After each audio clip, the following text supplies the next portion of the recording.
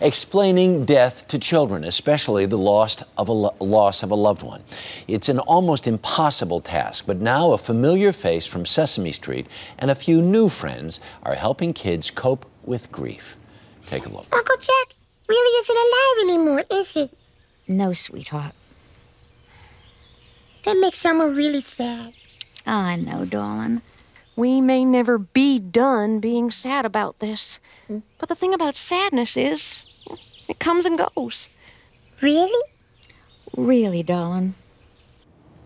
That's from When Families Grieve, produced by Sesame Workshop and airing tonight on PBS. The special features Elmo, Katie Couric, Casey, Charlie, and Leah Holstein. And everybody is with us this morning. Good morning, everybody. Good morning, Harry. Yeah. Elmo, let me start with you because I watched the special, and it seemed to me that when you really struggled with understanding about your Uncle Jack. And did it make you confused? Well, it definitely made Elmo confused, and Elmo's still struggling with it a little bit, but Elmo is a little happier now. A little happier now, because one of the things that it seemed to me was that you learned that the more you talked about what happened to Uncle Jack and remembered all of the great things about Uncle Jack, made you feel better and even made your cousins feel better too. Yeah, well, it's important to talk about it. And you have all the wonderful memories of your loved one too. Yeah. Memories that are real treasures. Yeah. How are the Holsteins this morning? We're good. We're good. Thanks for having us. Yeah. How long ago did you lose your wife? Robin passed away almost 3 years ago, August of 2007. Yeah. Were you without a rudder then? What happens? And you go through your wife's illness. She has breast cancer. There is all the difficulty of that, and then there is the day when the family leaves and the plates of cold cuts are gone, and you are left with this absence. We knew that she was going to be passing away, so we did a lot of, I guess, preparation. We talked about it. The kids had spoken in some family therapy groups beforehand, cancer care, things like that. And we just kept the lines of communication open. We always talked about it. We referenced Robin, and to this day we still talk about her. When they act a certain way, you know, that reminds me for better. that reminds me of her. You know, I let them know that, and I always give them a chance to talk about her. Charlie, what was the hardest part for you? It was probably hard getting used to the fact that she wasn't going to be here anymore, and that she wouldn't kiss us goodnight or pick us up after school. That's big. That's big. And who gets to write on the walls? What is that all about? You both do? Yeah. What do you write when you write on the wall? Well, we write on the walls. I usually write, "I miss you, Mom," or "I love you," just to get my feelings out. And because nobody actually gets to write on the walls in real life. So Elmo does it. Yeah. Elmo does. How does that help you?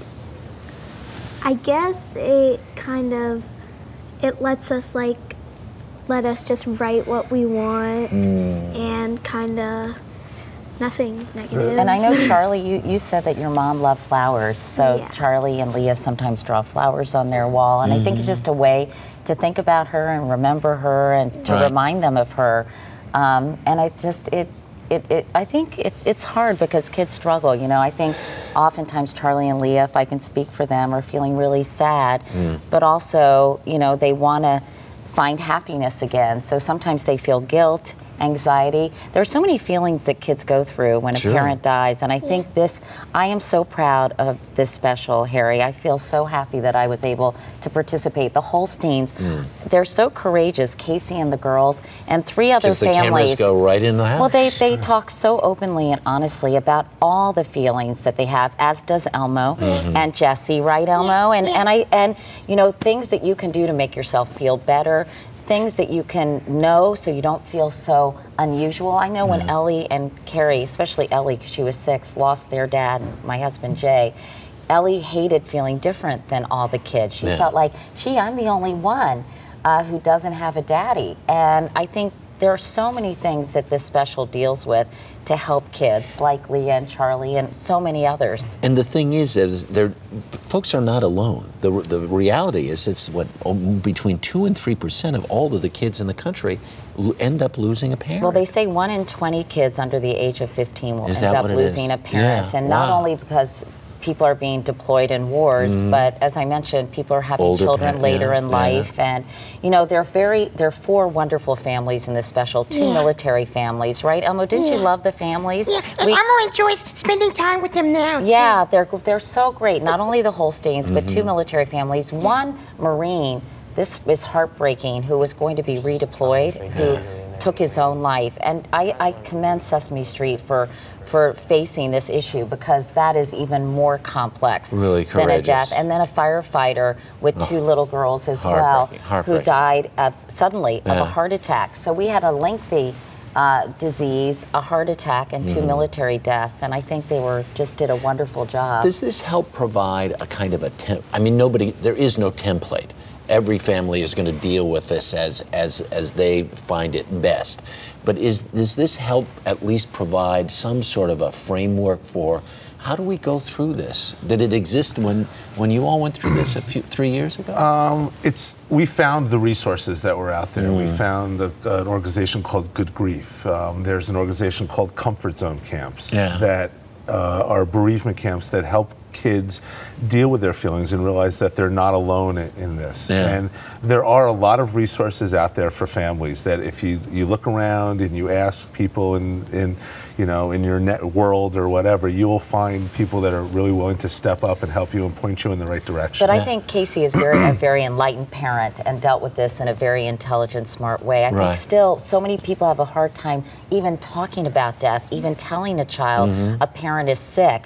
So I think this provides a jumping off point so you can get your feelings out, and it encourages open and honest conversation, which is so critical when you're helping kids get through something like this healthy and whole. It's right, okay. girls? It's okay to be sad then sometimes, right? Yes. Yeah. Yes, it is. Yeah. Because you do miss them very, very much. Yeah. And it's okay to be happy and to move on and have moments of joy as well, even if your parent's not around. Right. And it will come. The happiness does come. It does come. It does come. It takes time, but it comes. Well, you can see it on all of your faces this morning. Thank you all for being here. Thanks, Elmo, Harry. buddy.